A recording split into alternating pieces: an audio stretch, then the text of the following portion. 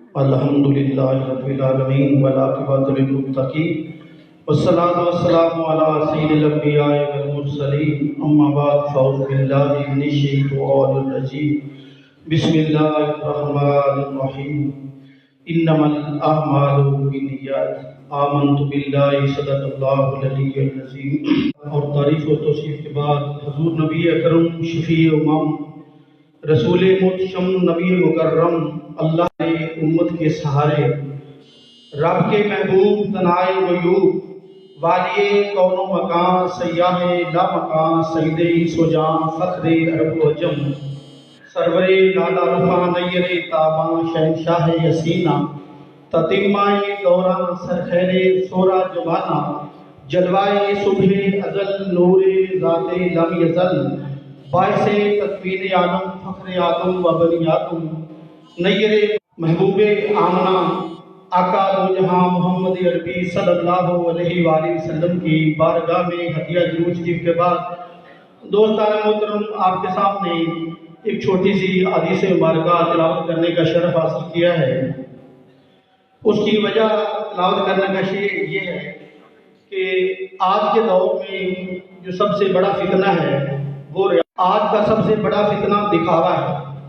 ہماری عبادتیں، ریاضتیں، جلسے، جلوس سب کچھ جو ہے وہ ریاکاری کی نظر ہو رہا ہے، اور یہ ہماری بات کی سنتی ہے کہ ہم جو بھی کام کرتے ہیں اس میں دنیا کو راضی کرنے کے لیے کرتے ہیں، یہ بھول جاتے ہیں کہ وہ اللہ دلوں کے حال جانتا ہے۔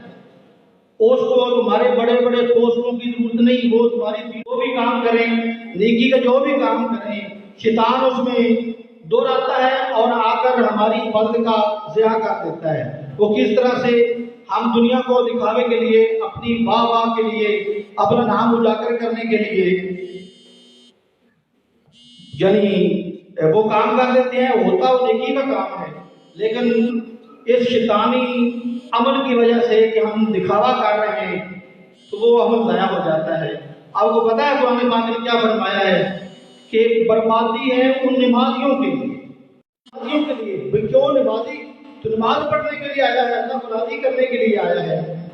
بربادی کیوں ہے؟ کیونکہ وہ اللہ کو راضی نہیں کرنا چاہتا، وہ دکھاوا کر رہا ہے، ریاکاری کر رہا ہے۔ تو لہذا ہمارے بڑے بڑے جلوس، بڑے بڑے پروگرام، اس میں علماء کے اندر بھی یہ مسئلہ آ گیا ہے کہ وہ بھی یہی کام کر رہے ہیں۔ تو لہذا اس سے بچنے کے لیے ہمیں کچھ کرنا ہے۔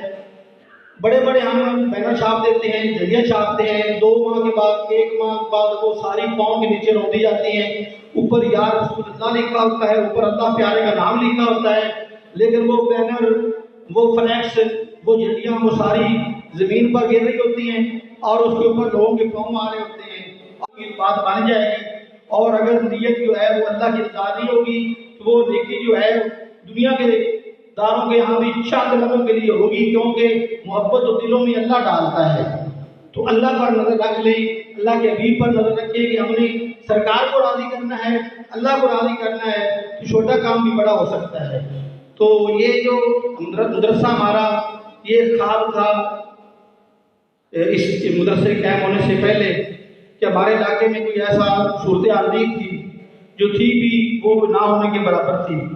تو یہ اللہ کا فضل، اللہ کا کرم ہوا کہ اللہ کے فضل و کرم سے قرآن پاک کے حافظ اور علماء جو ہے مقامی طور پر ہمارے یہاں تیار ہو رہے ہیں، اور مدرسے کا نظم و ضبط ماشاءاللہ اتنے نفیس طریقے سے اور اتنے شاندار طریقے سے چلا ہے، 50 مکمل ہو گئی ہے، اور اللہ نے اگر چاہا تو آنے والے سالوں میں اس سلسلہ مزید ترقی کرے گا۔ تو عابد صاحب اور تمام اساتذہ کرام اور قبلہ قاری صاحب مبارکباد کے مستحق ہیں، اور ان کے ساتھ ساتھ وہ انتظامیہ جو دن رات کوشش کرتی ہے، اس میں تعاون کرتی ہے اور جناب علی تنخواہیں اکٹھی کرنے میں تو وہ کرتی ہے۔ خاص طور پر وہ لوگ مبارکباد کے مستحق ہیں، ان کو ہمیں بلانا نہیں چاہیے کہ ان کی دن رات کی محنت سے یہ سب کچھ ہوتا ہے۔ تو اللہ بزرگ و برتر صاحب کو اس مدرسے کے ساتھ تعاون کرنے کی بھی توفیق دے، اور اپنی نیتوں کو خالص اللہ کی رضا کے لیے خالص کرنے کی توفیق دے، اور جو طلباء اس کے اندر قرآن حفظ کر رہے ہیں، عالم بن رہے ہیں، اللہ بزرگ و برتر ان کے اللہ کے لیے ہو جائے تو پھر انشاءاللہ ہماری کامیابی ہے۔ اللہ بزرگ و برتر کی بارگاہ میں دعا ہے کہ ہمیں عمل کی توفیق۔ ماشاءاللہ یہ تھے جناب محترم ماسٹر احمد امین صاحب. ہم دہر کے ظلمت خانوں میں قرآن کا نور پھیلائیں گے. ہم دہر کے ظلمت خانوں میں قرآن کا نور پھیلائیں گے. ہم کانٹوں کی ہر بستی میں سنت کے پھول سجائیں گے. تو اب میں درخواست گزار ہوں اس مدرسہ کے پرنسپل مسجد کے امام و خطیب جناب حضرت علامہ